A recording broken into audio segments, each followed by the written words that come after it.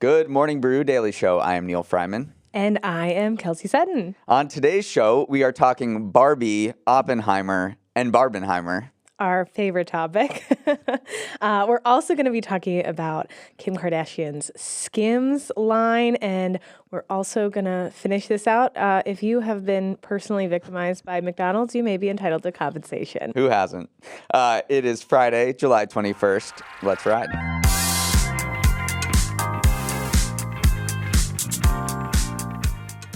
Kelsey, thank you for stepping in and joining us on this historic day in American entertainment history. I wouldn't miss this for the world, Neal. I'm so happy to be back.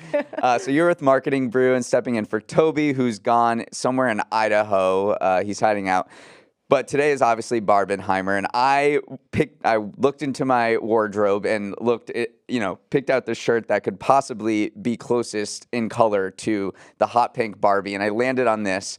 I don't know what color it is, but it is closer to pink than anything you're wearing, Kelsey. Yeah, and I didn't have a pinstripe suit to wear for Oppenheimer, so I really dropped the ball. I apologize for that. It's okay, but thank you for joining us. We always have this Friday segment where I ask Toby, was it a fast week or a slow week? Oh, well, so this is very interesting, Neal, because I have been on vacation until this morning. Until 4 a.m. this morning? Yeah, hard launch back into working. That is the worst coming back to work I've ever heard. Yeah, so it's been a slow, enjoyable week until now. And then this Friday has been Sped real it all fast. up. Yeah. It was a fast week for me. I'm so sorry to hear that. Thank you again. Wow. All right, let's get into our first story. This is the day we've all been waiting for.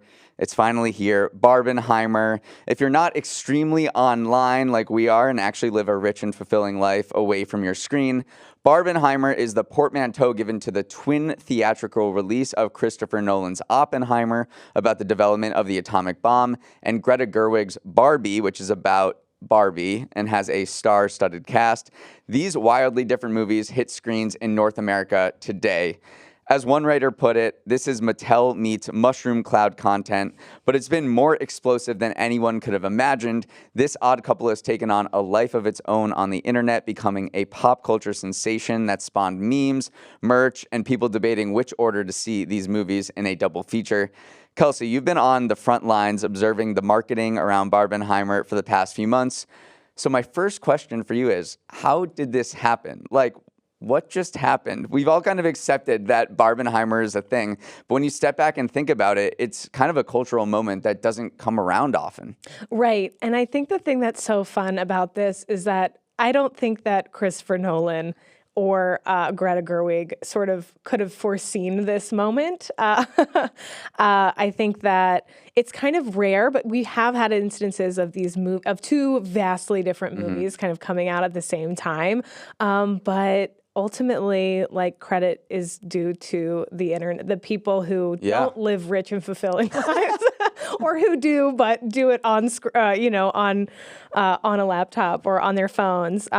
It's just recognizing what these two wildly different movies, and then wouldn't it be funny if? And it's also not just wouldn't it be funny, it's this is a great moment for people who like film, right? This summer has so many movies to choose from, and so this is kind of the encapsulation of feeling like the box office is back, right? And so why not dress up and go watch either the most devastating 3-hour film of all time, and then follow it by, pink glitter, or vice versa. So pick your poison. You said that people didn't see this coming, maybe Greta Gerwig or Christopher Nolan didn't see this coming, but from many articles that I've read, they're quoting all of these marketing industry people and the CEO of Fandango being like, yeah, I knew it was going to be big as soon as they announced that both of them would happen on the same day. This was inevitable, blah, blah, blah. And you don't seem to agree with that. It's a cultural moment. The movies themselves are going to be big, right? Because Christopher Nolan is such a big, so in the case of Oppenheimer, he's such a big director. There's so much, excitement around his movies that with his name attached, right? Of course. And then Barbie is such a big, iconic brand. So I feel like separately you could have expected that they would have taken off, but this amalgamation of both of them, I think is one of those things that is kind of the unique joy of like internet culture. Is like, who knew? Who knew? Really, who knew? I think it's the power of these directors, at least in some part. You mentioned Christopher Nolan did Tenet, Interstellar, the Dark Knight trilogy, Memento, The Prestige. So he's got a great Rolodex. And then Greta Gerwig's kind of come out in the most recent years as this, feminist icon with Little Women and what else did she do? Lady Bird. Lady Bird, that's right. Yes. I haven't seen either of those, but she is kind of this cult hero in film. So you wrote this article, and the headline was Barbie was made for this moment. And so I'm wondering, like, why was Barbie made for this moment in particular, 2023 in the summer? So there are a few things that are all happening at once, Neal. And I think the first one is the Barbie brand itself. Think about it. Like, if you're like, okay, what is Barbie? It's not just a doll. It's not just it's not just hot pink. It's just kind of like a vibe. There's not like a particular story or a particular thing. It's very amorphous. And so that lends itself to being kind of malleable for all these different ways, right? You could have like a Barbie shirt. You could have Barbie rollerblades. You could have a Barbie rug. You could have a Barbie this, a Barbie that. And it's all very like visual and just kind of perfectly suited for like Instagram and TikTok. And like, so the brand itself is like, I think perfectly designed for 2023, right? Like we love, like people are just like, ooh, pink, ooh, like color, ooh, look at this thing. Like, it's like immediately satisfying that Instagram id, you know what I mean? But then beyond that, like this moment for the U.S. box office, it is such a big moment. The movie industry has been so hammered by COVID the past couple of years, and we've always been kind of waiting for this return to normal, and like Barbie is kind of arriving in we finally have this moment of normalcy. People feel super comfortable going to theaters. Studios are releasing lots of movies. So like it's kind of this force together. Like the Barbie brand is like it's just fun, it's nostalgic, and that's a whole other element, right? Like nostalgia is, I feel like everywhere. Everyone's like, oh my gosh, remember this from the 90s, Y2K, like all these little micro trends, like again, can all be Barbified very easily because Barbie is not like a specific moment in time. It's just kind of this, again, like this blob, this pink blob that can be formed to anything you need it to be. And then again, people are also really excited to go to movies. So they're like, what is this movie even going to be about? Right. Like that was a big question. The trailers did a great job of not telling you anything, unlike many other movie trailers where it tells you exactly what's happening. Right. So there's also like this curiosity gap. People are like, wait, what is this movie even going to be about? And what's one really good way to find out is to go to the movies and find out what it's going to be. So I think that there's that element too that really works in this film's favor. Do you think there's anything to sort of the subversive political undertones of Barbie? Is it just the surface level, pink and fun and nostalgic and going back to my childhood?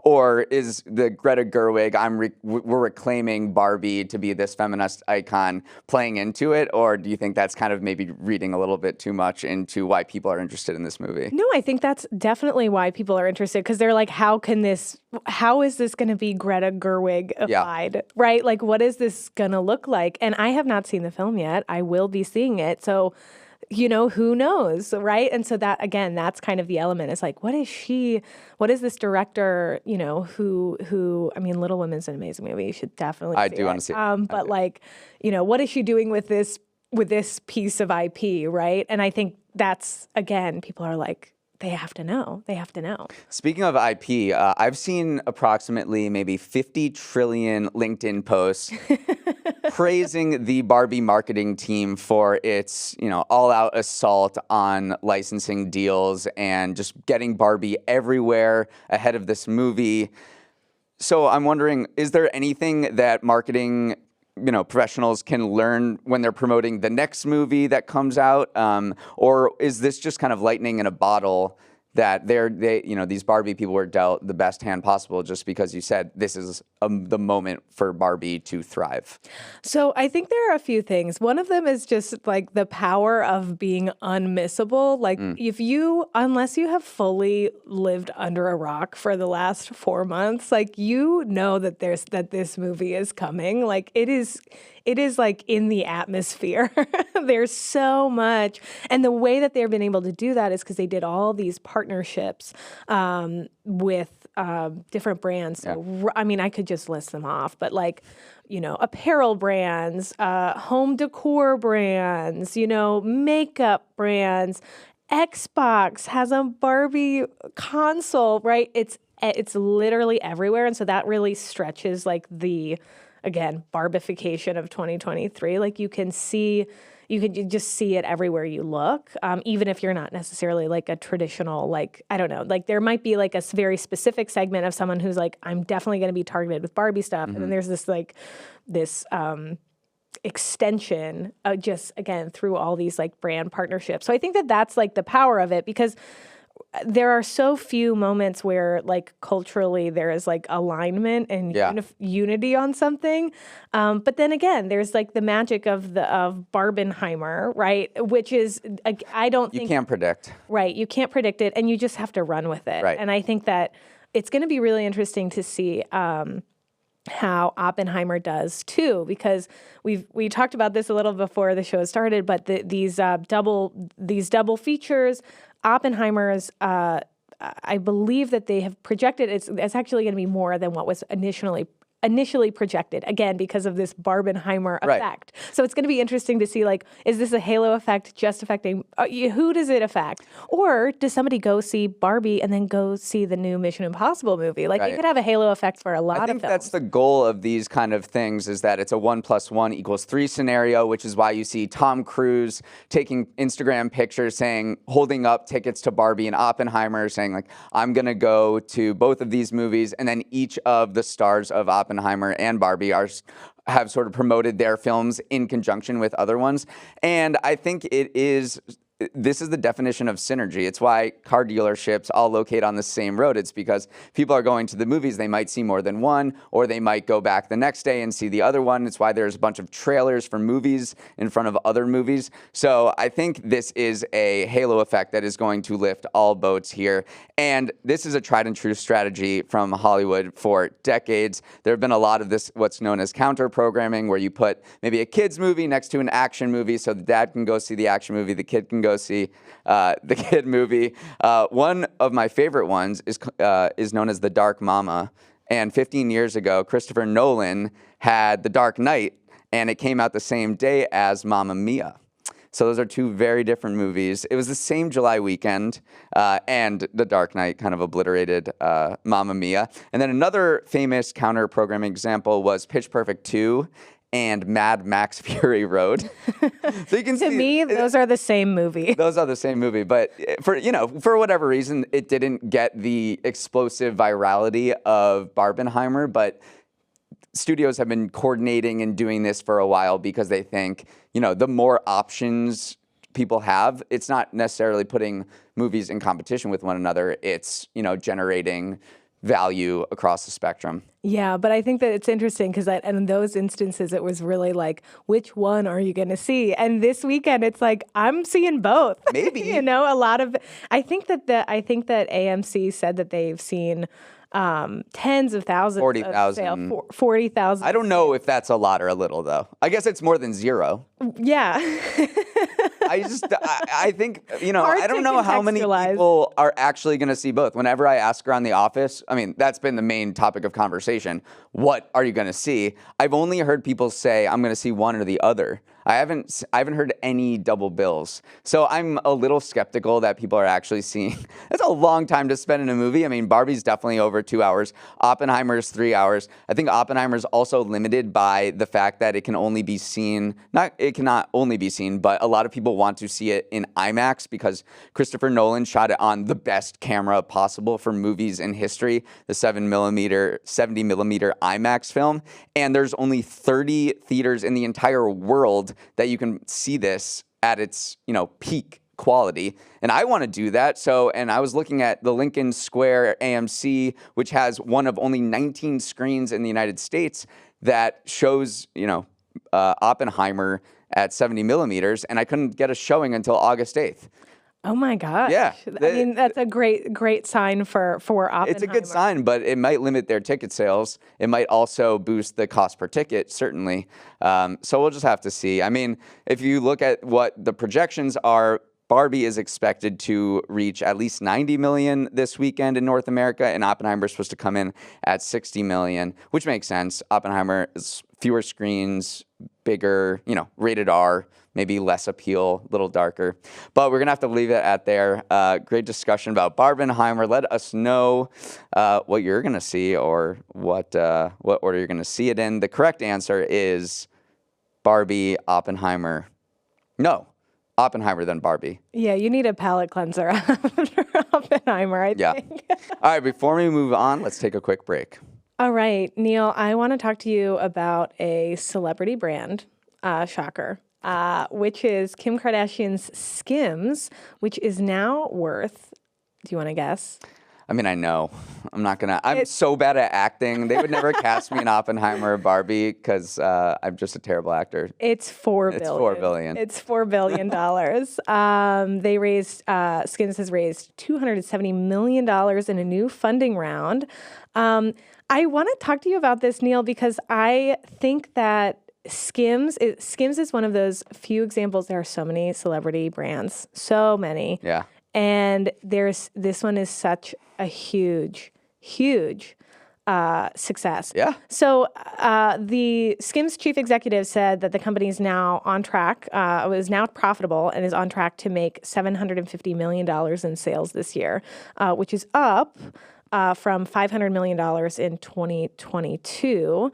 A lot of its sales are because it started as a DTC brand, but now it's expanding into physical retail, which is honestly it's smart as anything, as all get out. And there, we've seen this before, right? A DTC brand says, "Okay, we're expanding," which is harder than it sounds. I think is also a big takeaway here, but the power of Kim Kardashian. So I want to hear what your thoughts are here with just the success of this brand. Have you heard of Skims? Yes. Do you own any Skims? Not yet, but they are expanding into men, and I don't know. Lululemon successfully did it. I don't know if Kim Kardashian can get men to buy her stuff, but I would guess yes. I remember when this first launched, and it was called Kimono a few years ago, and Kim was accused of massive cultural appropriation. So she went back to the drawing board and then came back with Skims. And then all of a sudden I blink and it's worth $4 billion, which is more than twice as much as Victoria's Secret. This is really the crown jewel in her business portfolio. And she has so many businesses. But all of a sudden we wake up and we see the paper and we see that Skims is worth $4 billion. And we're like, what is going on? Like, this is a massive company. And it's plotting expansion, which is obviously easier said than done. We've seen a lot of apparel brands kind of flounder when they have their core product and then they try to get into more things and then people don't end up wanting it. I'm thinking of Allbirds, which is completely floundered after it went, try to expand beyond sneakers. But I think they're doing this the right way. They're opening up, like you said, flagship stores in LA and New York. Those are going to be overrun, right? I can only imagine because again, the power of the brand as it's associated with Kim, right? Like people are flocking to that. Also in celeb brands, Selena Gomez, who has a beauty brand called Rare Beauty, is selling $70 million of blush a year, according to Bloomberg. And I think that this is so interesting because, again, like, so her brand is on pace to triple sales from last year. But they've really kind of zigged a little bit where a lot of other celebrity beauty brands have zagged. So a lot of celeb beauty brands in particular, they come out and they're like, oh my gosh, look at this like special edition makeup palette, whatever, kind of these like gimmicky sort of things. And Rare Beauty has really kind of focused on almost like the staples. And it's relatively affordable. And so that, again, is like one of these examples of a success. I could rattle off some of the failures, especially in the beauty, the celeb beauty brand space. So Kristen Bell shut down her skincare line. Addison Rae from TikTok had something with Sephora. And Ariana Grande had a makeup line, and that I think was kind of sold off in parts. So, it's not a guarantee. Just because you have 500 million Instagram followers doesn't mean you can create a physical product. And I think both Kim and Selena we're on a first name basis. Kim and Selena are showing that you need to have actual quality behind it. So much quality that it might even be life-saving. Because did you see the woman who credited wearing Skims with saving her life? She was shot 4 times, and she said that the bodysuit that she was wearing from Skims kept her from bleeding out. And if that doesn't get you to buy one, I don't know what will, ultimately. Kim Kardashian, Skims to the moon. It's going to IPO probably soon. And yeah, I'm going to get on that on day one. Speaking of stocks, let's head to our Friday segment, Stock of the Week, Dog of the Week, where we bring you one stock that soared and another that tumbled. Remember, we are not financial advisors, so don't take this as investment advice. In fact, I'm just awful at giving advice across the board. So let's start out with our stock of the week, which is down on its luck used car dealer Caravana. Its shares are up 27% this week after it released better than expected profits and restructured its massive debt load to wipe $1.2 billion off its books. Carvana is still reeling from higher interest rates and a down used car market, but this debt restructuring at least allows it to survive, which wasn't always a guarantee. Carvana is nowhere near the heights it achieved during the pandemic when there were no cars available and everyone was scooping up secondhand vehicles, but the stock is up over 900% year to date. To sum this up, Carvana will exist for a little bit longer, and that gives investors hope that it may be a sustainable business in the long term. Yeah, going from bad to a little bit less bad. So we'll take it.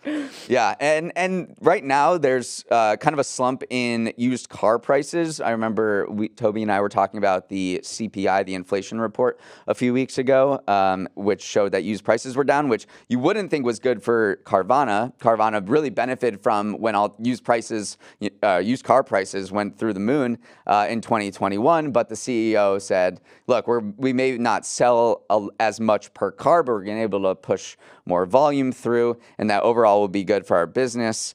We'll see. It's definitely what's called a lottery stock right now because it's so far down and you just have no idea whether this company is going to survive. So you can either make a lot of money on Carvana stock or you will just completely lose it all. There's maybe no in between, just kind of like the lottery. So let's move on. Plot twist, there wasn't a compelling dog of the week because that was probably Tesla or Netflix, which both fell and we covered in yesterday's show. So let's run it back with another stock of the week, and that is the Atlanta Braves. Yes, MLB team, the Atlanta Braves. This week, the best team in the league also became the first you can buy a share in after parent company Liberty Media split it off and listed shares on Wednesday. The idea is that carving out the Braves will unlock more value and also make a potential sale in the future more seamless. Kelsey, you scooping up some Brave stock? They're pretty nasty. I think this is so interesting to buy. What a different way to engage with your favorite sports team is you're like, no, I'm financially invested in this, other than I bet my buddy $20. As if people weren't already always angry about sports in the first place. If your team loses and you're like, well, I have stock in them. But it's not the first sports team to be listed publicly. There's a lot of European soccer teams like Manchester United and Juventus that are publicly listed. And it is kind of funny to watch their stock price fluctuate with their win-loss record and if they get accepted into the major tournaments. You can buy like Blue Jays stock, Toronto Blue Jays, but that's through its owner, Rogers Communications. And also the Knicks and the Yankees, you can buy through Madison Square Garden Sports Corporation, something like that. So there is ways to, engage financially with your favorite sports team, but this is kind of the first real MLB team you can own a share in. So yes. I'm a Phillies fan, so I'm shorting the Braves. But they're really good. Liberty Media also kind of under the radar, but a huge company. They own the Braves and also Sirius XM and maybe the crown jewel in their portfolio, which is Formula One. Yeah, absolutely. Neal, we're going to finish out the show with a little bit of legal discussion, which is a jury has awarded $800,000 in damages to a 4-year-old who received second-degree burns from a chicken McNugget a few years ago. So a few things that are interesting here. So the lawyers for the family had argued that $15 million was what they were going for. That's a low ball.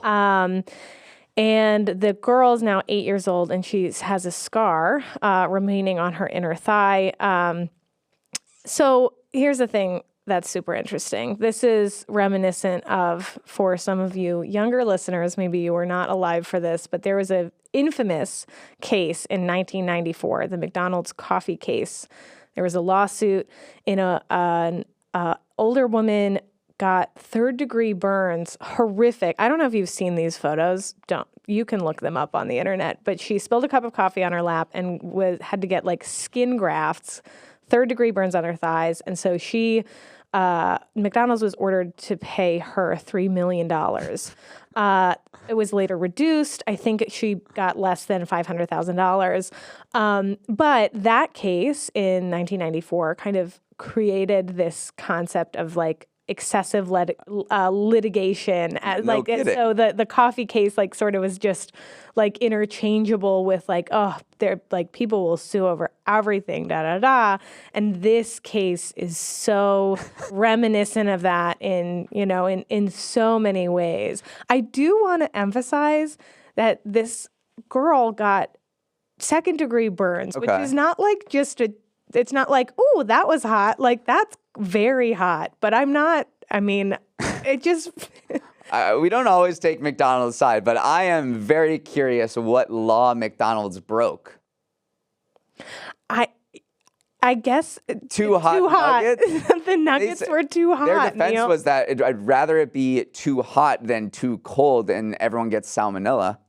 Well, I can see that being a safety violation, obviously, but this is ridiculous. I wonder if it just this is absurd. Straight out of the fryer. Let's go to McDonald's. We're ordering 1,000 nuggets, throwing them all in our lap, and seeing. I would take a second-degree burn for $800K.